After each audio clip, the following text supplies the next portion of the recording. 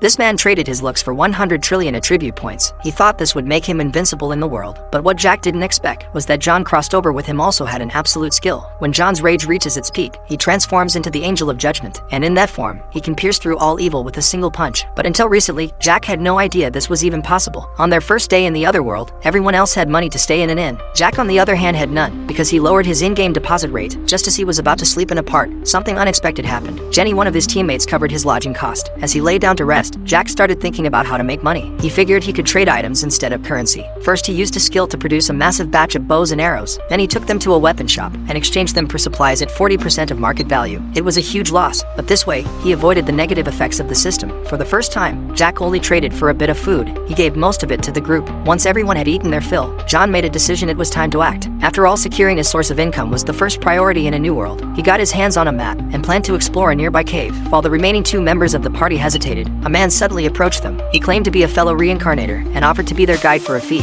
To prove he was telling the truth, he showed them an item found at the starting zone. Its effect, a one-time discount on lodging fees. That instantly eased the girl's suspicion. John still had doubts. The guy's face practically screamed trouble, but when he heard that the man had already guided many beginners, John thought it over and agreed. What he didn't know was that this choice would cost them dearly.